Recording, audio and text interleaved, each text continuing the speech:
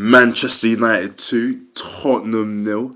There's a reason why I'm doing it instead of my boy next to me. He don't want to talk too much, but we beat them at their own game. Low block. Man, like, hold that. I hear that. Even Fred scored, Zeno. It's alright.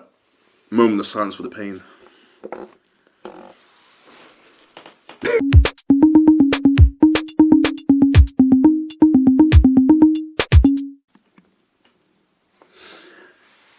You know, especially after what happened with Newcastle and that awful chance that Rashford squandered, I did come to this game very pessimistic. You did, yeah? Oh, I'm not surprised, to be honest. So this Tottenham fans would have been the opposite. Like, literally, after being Everton, it was a decent performance. For once, it looked like Tottenham were able to take control of the game and actually manufacture a victory. So, you know, it looked like it was going to be a good game between these two sides and maybe it'll be competitive. We'll say this year, like, we struggled to beat Newcastle, so we're going to invite Tottenham, who have a good defence. So I thought at best it'll be very tight, and then it'll end 1-0. But then we actually played our football. We actually got at you lot. Yeah. How many shots did you say? 16 by the 27th minute or something crazy like that. More than any other Premier League team are managing the actual full game, which tells you just how strong the domination was. Man United were just at Tottenham and pressed them from deep, just came at them, and Tottenham weren't able to string 10 passes together. Like, it was terrible to watch because after the first couple of minutes seemed a bit promising and Tottenham were actually penetrating early on, it just quickly faded into a pit of nothingness, and United just took control from that point on to the end. Yeah, because you kept on losing the ball, so we then got that and then got at you lot. I think Ten Hag definitely had prepared you guys for that because even watching Tottenham's games as a season has passed by so far, one of the worst things we've done this year was actually not be able to keep the ball that well. So we'll get the ball, and obviously our tactic is simply get the ball as quickly as possible to the front two or front three, to Kane, to Son, to Kulusevski when he's available, to Richarlison when he's there. And obviously I think what United did really was kind of close off the channels and kind of block that off by just pressing them really high. And obviously a lot of teams have been trying to do that this season and have failed to do so. But United are better than most teams. It's quite funny because under that Pratt Ollie, the one thing that he was good for was how he hit teams on the break. So you can tell these lot are still used to it because anytime it's a game where, or there's a moment where we need to counter, we just do it flawlessly. I've been saying this, even last season, I think United are the best counter-attacking team in the world, in Europe anyway. Just in terms of getting the ball and going forward. Better than Madrid? Maybe not. But still, I think in terms of when we hit teams on the break quickly, because we have Rashford with the pace, Bruno and Sancho, or even Alanga even. But I mean in terms of just the pace. Yeah, most teams suffer. I mean, I wanted Ronaldo to start against Spurs anyway. I mean, he still should have anyway for the chances that we had. Enough crosses into the box. Yeah, man. You know what I mean? But for him, Rashford. What was that chance that we were talking about? Which one? Because there's a lot of them. The final one. Yeah. Where I think Casemiro whipped it, and then Rashford should have flicked it, but I think it hit his ear or something. Oh yeah, that was the second opportunity he got after the first one. Yeah, the header. He completely just overran it. And you know when you look at Rashford when he first made his debut and stuff, and he looked like he could have it all as a striker. And it's mad how when Mourinho became manager, all that promise faded. He suddenly turned into more of a winger type player. And he's been playing up front a lot now under Ten Hag, probably more than he has ever since he broke into the squad. And it's almost like he's almost relearning how to play that role again. Because there's some things you question and think he should be doing a lot better there. He should be scoring there. How he didn't score yesterday, just defies belief. Lloris, isn't it? But yeah, that's the main reason. But this game for me is very iconic because you know I was saying this to you before we recorded. Is that I want to see United play well against a low block because last season and even season before that we struggled. You know, sideways passing, 3 touches on the ball, no vertical passes. Yeah, but you saw that. Yeah, and we took our chance as well. I think the Bruno goal was off the counter. So for this game, I'm impressed, isn't it? But to be fair, this energy should have been matched against Newcastle. But we'll see how it goes against Chelsea. But from your team's perspective, How are you seeing it from? Well, with Conte, and I think this is the problem that many teams have had. Many teams that play with a low block. It's that they can't seem to take control of games when they want to. It's because they don't have the right personnel in that team to be able to take control of the game. In Tottenham's case, a lot of people have been calling for the 3-5-2, including myself, to be played a lot more often and to start from it from the beginning, because we think that when we play 3-5-2, it equals better performance. And it's happened many times this season where we've changed to 3-5-2 and we've just played so much better. Maybe now we can see why Conte wasn't using it, because it just seemed like this game, this is probably, I wouldn't say the worst performance he put in, but it's definitely one of the worst. Simply just because of the fact that United completely suffocated us and there's nothing that we could have done about it. Conte took a long time to make subs, but that's probably because there was not the right person on the bench to change the game. Now, one of the things I used to pinpoint about Tottenham when they made their moves in the transfer window was a lack of the signing of an attacking midfielder. And Ndombele and Lo Celso are still technically Tottenham Hotspur players, but they've been loaned out to Villarreal and Napoli. And with that in mind, you'd think that Conte will try and sign someone to replace these two attacking midfielders that have left the club. Because at the end of the day, you still want that tactical flexibility to be able to play different systems of formations and not to become too predictable, which is what Tottenham have become now, very predictable. Ten Hag knew exactly what system they were going to play and how they were going to play it, and knew exactly how to stop it. And ultimately, not having a playmaker to break things up and to cause some sort of doubt within the minds of those defending against them allowed them to be comfortable in how they played. United didn't have to change at all how they played throughout the game. That's a sign of comfortability. They were comfortable. Tottenham, they tried to change, but when you've been told to play one way and one way only, it's difficult. When you have Højbjerg, Bissouma and Bentancur in the midfield three, you have three players that offer pretty much the same things, but they don't. But they're very similar. Yeah, but that's why I thought it was interesting, and this is why I said my pessimism was getting the best of me, because I remember from last season, the only thing that was stopping Tottenham from winning that game at Old Trafford was only Ronaldo. I thought Ronaldo's he likely won't start, so they'll probably play better. He's learned from last season. But then, that wasn't the case. And then United finally played the Ten Hag way, and that's what you saw. Exactly, yeah. Glimpses of it. Pretty much, yeah. Because even for what you saw, that's nothing compared to how it really should be. You know? I think this game was probably the closest we've seen United play. Yeah. Exactly how Ten Hag has envisioned them to play. I think that's the closest we've gone to see them. The intensity, the possession. Mm-hmm. The creation of chances. Yeah. Create so many chances. That's what's been United's problem. We cannot create chances. This is what I mean. Graveyard shift for the strikers. Well, Tottenham did let you do a lot of that stuff, but at the same time, you have to remember that you guys, suffocated us. It was just like, you just were players all around. No one had mid-time on the ball. And with Tottenham, it's kind of just like, they want you to give them a split second of time so they can just go straight to Kane. Yeah, exactly. Go on the front foot. And even that as well, we said off air as well. Mm-hmm. Once you nullify Kane, that's really it. Because your best forward is your best playmaker. Mm-hmm. So fucked. Yep, and even referring back to what I was saying about the three same type of players in midfield, and obviously there's one player that's missing recently that has turned out to be a really key player for us, and that's Kulusevski. Kulusevski, I'm not saying is the key player in terms of he's the most important player to Tottenham. Hold on, your midfield, is it a 2 in midfield or 3? Traditionally, it's a 2 in midfield. So traditionally, we'll play a 3-4-3. So it would be Højbjerg and Bentancur. That's always who Conte picks, and then obviously wing backs. Usually, he was picking Emerson. Don't know why. And then had Sessegnon or Perisic on the left side, and obviously Kane in the middle, Son on the left, Kulusevski on the right. That's how we want to play. Obviously, this game today against United, we played 3 in the midfield, so Bissouma, Højbjerg and Bentancur. And obviously I just had 2 strikers instead. Even then Kane was still deep in midfield. This is what I didn't understand, because this is why I think people wanted the 3-5-2 to be played, because we thought that, okay, having that extra body midfield means Kane doesn't have to drop in. Yeah. It means that Kane can be further up. And it does not mean that. It means exactly the same thing. It just means there's more bodies to defend, you could say. One less player to attack. The 3-4-3, Conte's made it look like a defensive system. People don't realise that 3-4-3 is actually an attacking system. You've got 3 attacking players up the pitch. And with the way that Tottenham were playing at their peak under Conte, it was like clockworks. Defence will bring out the ball, usually be Romero.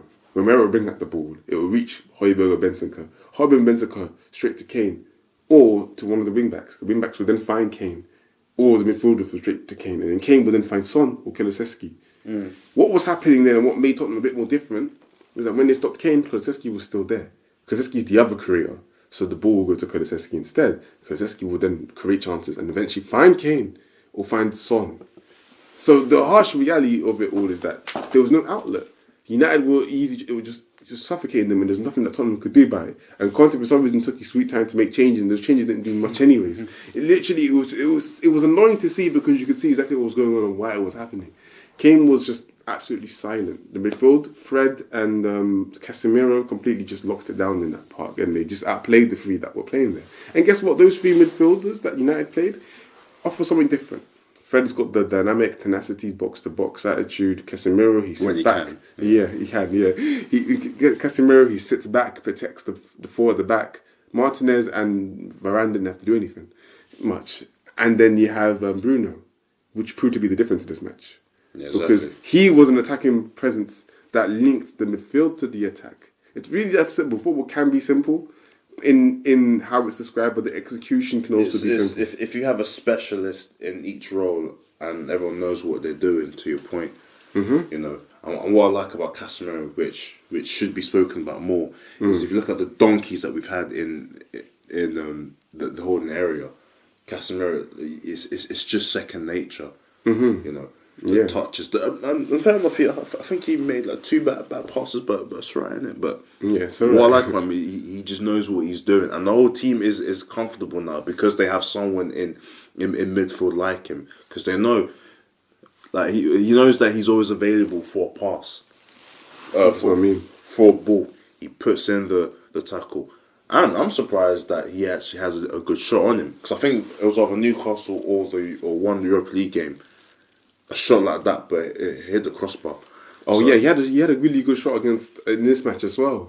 Yeah, on the edge of the area, very good shot on him. So that's what I'm saying. And then Fred, well, Fred being Fred, innit? You know, that was a Fred performance when it works. I mean, let's not get it twisted. The goal was a deflection. Yeah, it was, you know what I mean. So, yeah, so that.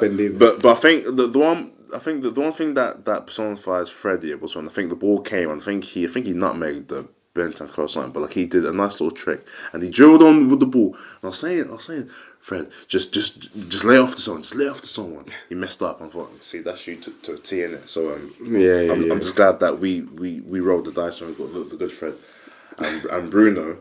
To be fair, a lot of people were getting on to Bruno, even myself. I was saying bench this boy, and then he scores that. So at least now he has a reason to stick around. Yeah.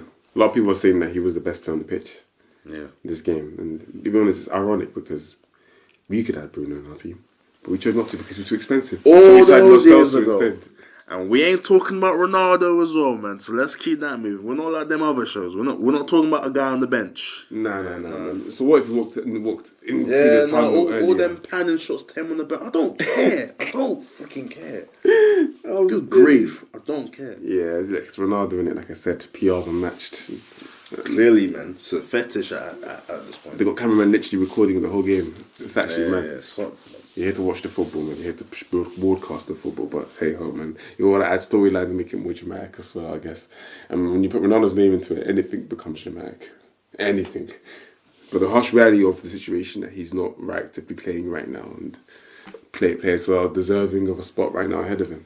Ten Hag, comes in, he wants to impose himself. He wants to show them this is what we're going to do, this is how we're going to do it. I literally just said we're not talking about Ronaldo. What are you doing right now? Talking about Ronaldo, man. There you go. You mentioned it, bro. I had to finish it. I got a bit carried away there. You know, them ones there. But no, you can't blame me, man. The performance was horrible. The less I can talk about it, the better. But honestly, really and truly, I think this is the best I've seen United play all season. Yeah, it's up there. Chances were created. We imposed the whole world. Mm-hmm. The intensity was there. Mm-hmm. Certain players I'd like to see more of. Sancho was quite on the left. But I like Sancho's highlights. Same with Anthony.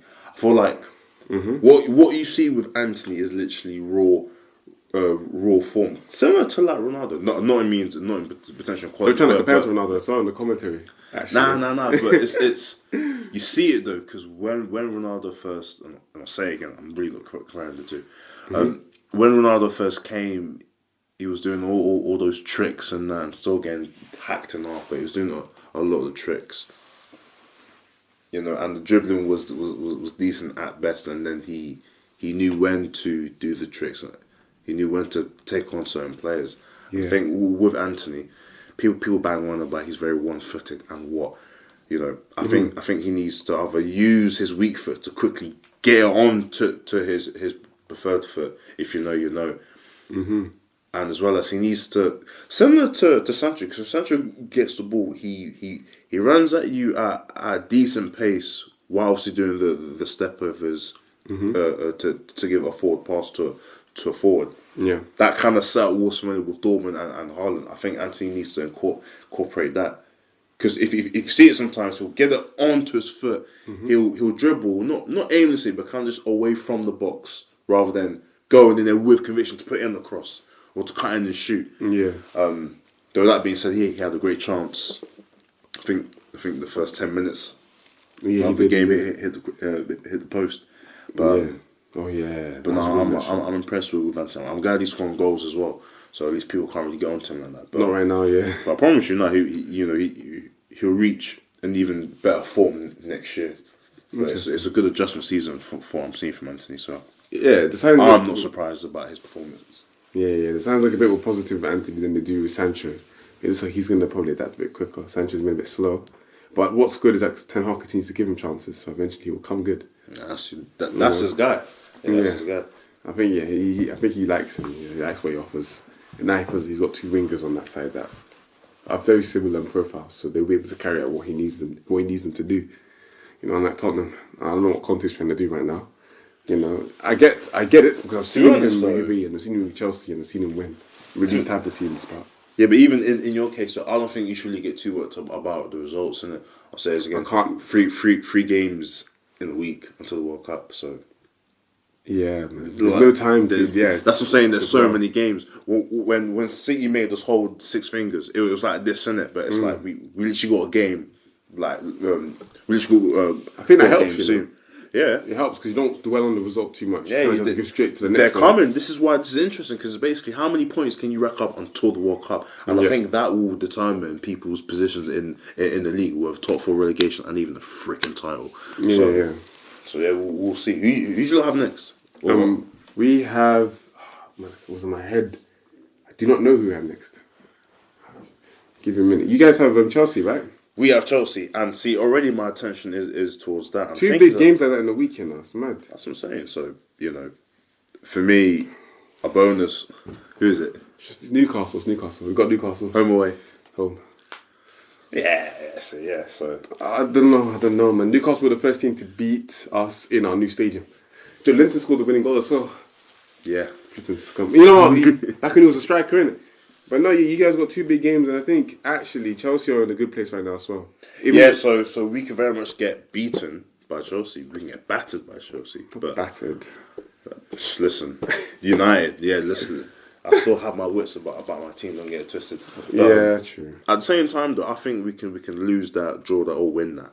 We'll have to see, innit? Yeah, it's one of those games similar to this game, really. True. Yeah, that's why this week was important, and I was vexed on Newcastle because we needed the 3 points. I didn't think we'll get how I predicted it. I predicted at least 6 points out of the 3. 6 points.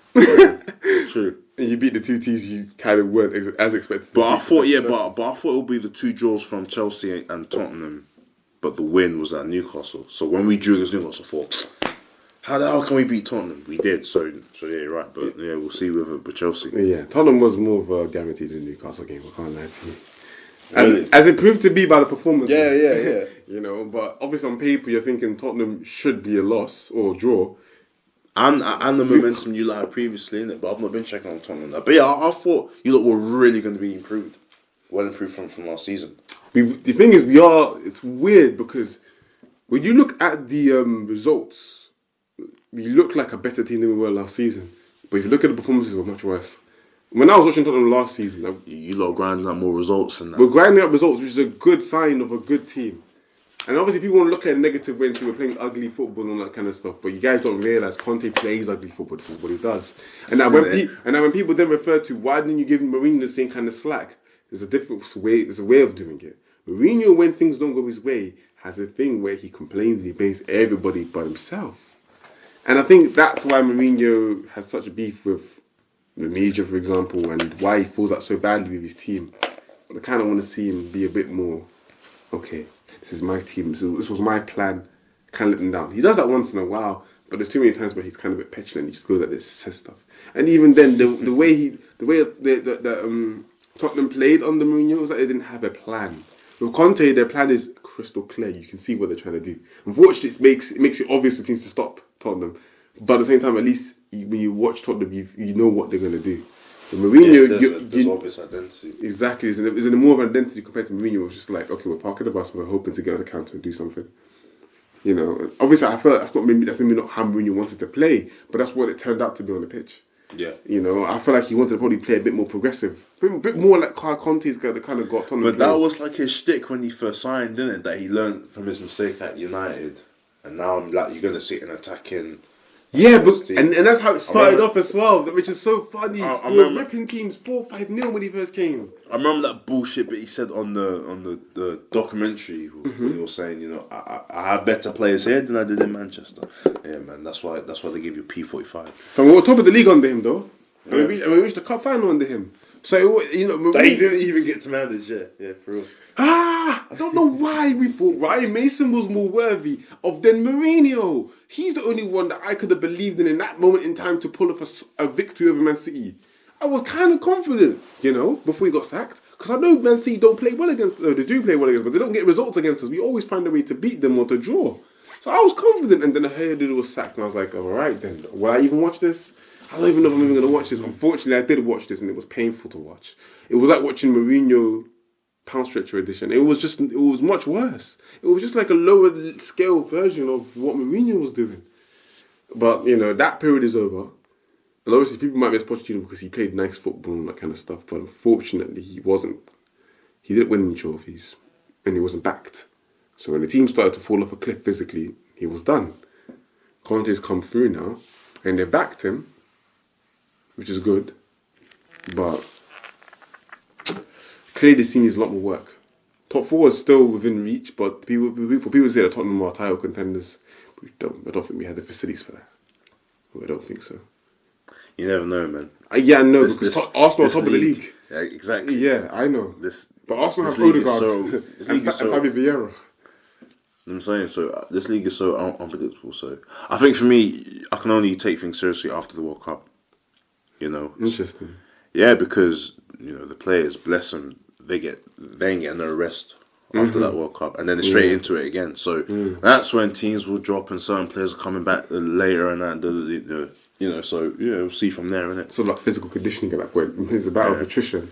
But you do have to think though, 3 games a week until the World Cup, and then depending on how far you then go into that, whoever makes it to the to the semi-finals, you lot are knackered.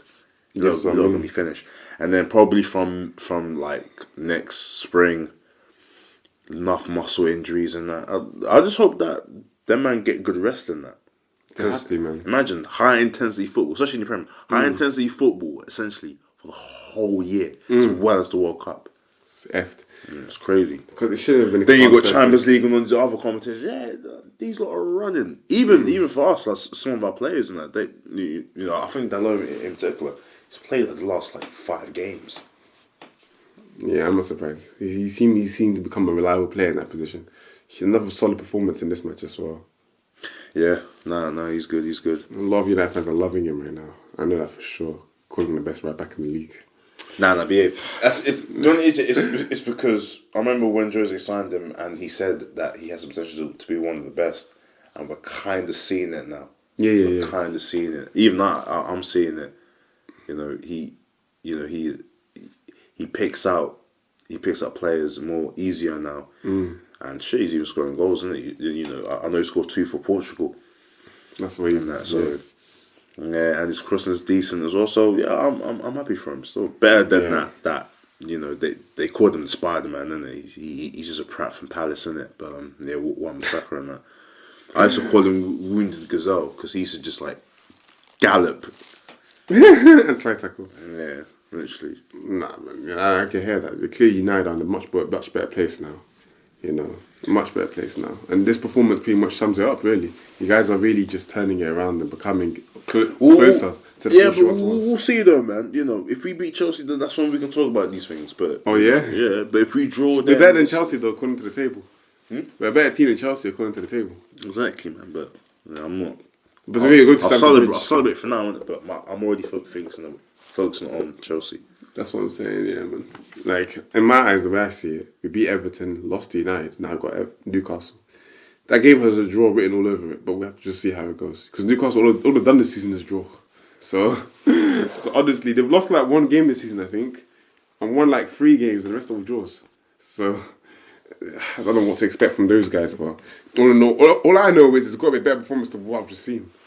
Honestly, because if we do play like against Newcastle, they will beat us as well, you know. And it'll be comfortable as well. They're a good team now, Newcastle, so nah, they are. They need to fix something, man. Wait. So we'll end it on this then. Tottenham top 4, yes or no? Yeah, top 4. I have to back my team, man. Even though right now it's hard to see top 4 even being a thing because right now you guys are not in the top 4 right now. Someone's got to drop out. And the way it's looking like, obviously Chelsea are 4th. But we're probably being worse than they are. So even though they just drew to Brentford, but we lost. But yeah, to answer your question, top 4. I think so, yeah. I'm assuming you guys, you think United are making top 4. Yeah. Despite all that's happened, I think we still will. That team cannot finish outside the top 4. I mean, it can, but on paper, that team. Because I'm thinking in my head, Liverpool still a long way away. It's really interesting to see how they get on as the season goes on. See where they end up. Arsenal, of course, are another mystery. We know about City; they're going to be 1st or 2nd, unless something catastrophic happens, something crazy happens. So we'll have to see how it all ends up. But right now, if you look at the bigger picture, it's quite exciting. You know what I mean. But all in all, I think we're going to end it there.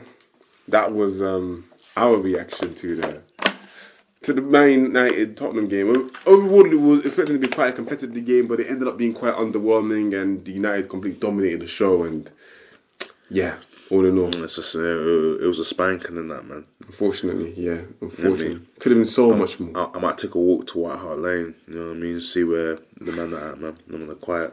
I'm finished. Yeah, man. Unfortunately, they're gonna be silent. But there's still lots of games for this to turn around. I'm saying, man. Sorry, Lewis, man. Sorry, man. Man said sorry. Oh, my days. Well, yeah, thank you guys for listening, and we'll catch you in the next episode.